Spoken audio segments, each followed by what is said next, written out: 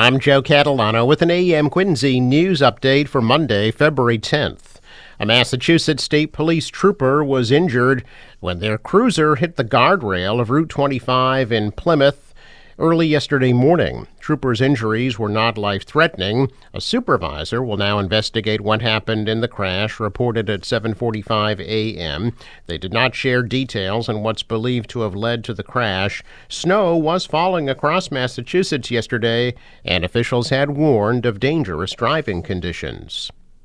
Former Stoughton police officer Matthew Farwell is expected to face a judge for the first time today in federal court after he was arrested 6 months ago for the murder of Sandra Birchmore.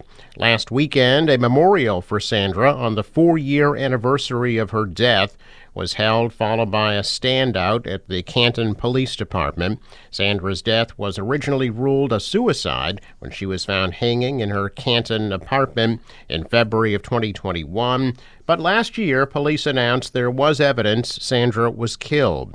According to court documents, Farwell was one of 3 Stoughton officers who had an inappropriate relationship with Sandra when she was a young teen in the Stoughton Police Department's Explorers program. Investigators believe Farwell killed Sandra when she was 23 years old after learning she was pregnant with his baby. He was also a married father of 3 at the time. Supporters plan to rally outside Farwell's court hearing in Boston this morning, and they hope to keep bringing attention to the case. On Friday, a critical drought was declared for a large swath of Massachusetts from Sturbridge in Worcester County to Newburyport by the ocean. Almost all of the rest of the state is a level below that, a significant drought, according to the Executive Office of Energy and Environmental Affairs. Only far western Massachusetts is in a mild drought. Massachusetts has been contending with low water levels for half a year. Most of the state has had a deficit of rainfall of between 8 and 13 inches since August, and January's 1 to 2.5 inches of rain and snow are 1 to 13 inches less than normal.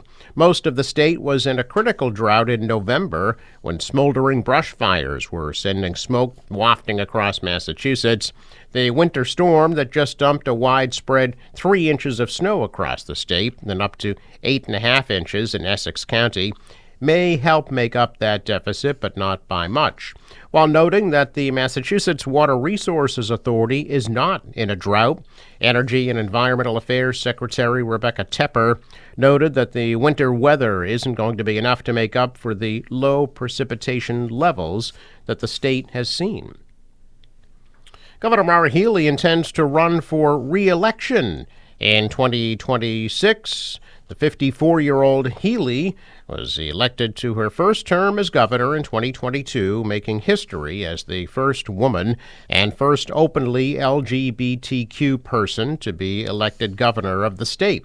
In her first 2 years, she signed major laws related to incentivizing housing development, expanding clean energy, further regulating hospitals and the pharmaceutical industry, and making tax cuts. Her administration has also been burdened with the handling of a number of crises, among them the growing number of homeless families, putting logistical and financial strains on the state's emergency shelters, and a for-profit hospital system that collapsed last year, shuttering 2 hospitals.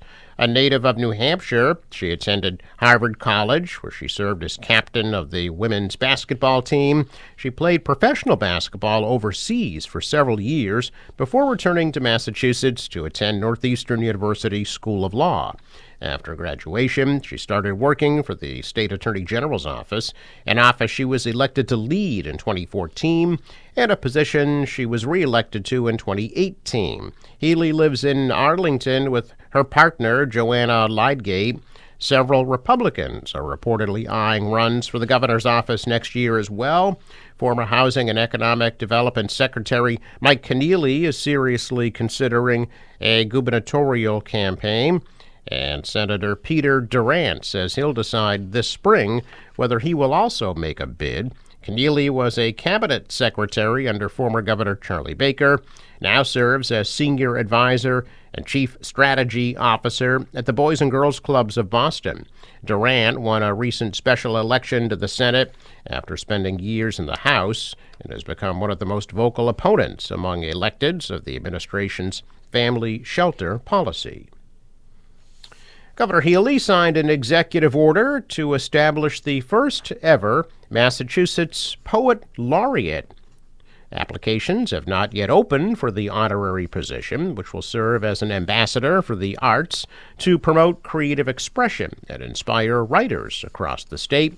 Famous poets have come out of Massachusetts since the 1700s. They include Phyllis Wheatley, who's considered to be one of the first black and enslaved people to publish a book of poems. She learned English and history from the elite Boston family who enslaved her. Another is Emily Dickinson, whose legacy as a sharp and outspoken poet is memorialized in a museum in her hometown of Amherst. Massachusetts was one of 3 states, along with New Jersey and Pennsylvania, to not have an established state poet laureate. More than a dozen municipalities had poet laureates of their own, including Boston, Somerville, and Worcester. Healey's order established an advisory committee to review applications and submit recommendations to nominate a candidate. The selected person will be eligible for a stipend from the Massachusetts Cultural Council. Last week, about 700 8th graders from Quincy Public Schools took part in hands-on CPR training as part of the Matter of Heart initiative with the Health Services team. The training was led by certified instructors from Brewster Ambulance. Students learned essential life-saving skills, including how to assist choking victims and how to use an automated external defibrillator. 105 students successfully completed the course. During the event, students had the opportunity to observe how the Lucas device aids EMTs and paramedics in performing chest compressions. The Lund University Cardiopulmonary Assist System, or Lucas device, provides mechanical chest compressions to patients in cardiac arrest. Braintree police found a dog on Hawthorne Road on Saturday afternoon. The dog, a young mixed-breed male, had no collar, chip, or tags. If you have any information of the dog's owner, you are asked to contact Braintree Police. A check of business news this morning. Stocks opened the day in negative territory. The Dow down 444. The Nasdaq dropped 268, and the S&P lost 57. Global stocks are mixed as investors found bargains despite worries about President Trump's tariffs. The dollar rose, the euro is down, oil at $71 a barrel. In sports, the Celtics take on Miami at 7:30. The National Weather Service forecast. For today, partly cloudy and a high of 32 degrees. Tonight, cloudy, a low 20. Tomorrow, partly cloudy, high of 33. Wednesday, cloudy, high of 31. Some rain or mixed precipitation on Thursday, high 41. For the boater, waves about 2 feet. Northwest winds at 10 knots, high tide 9:30 a.m. Sunrise 6:46, sets at 5:10. I'm Joe Catalano with an AM Quincy news update for Monday, February 10th.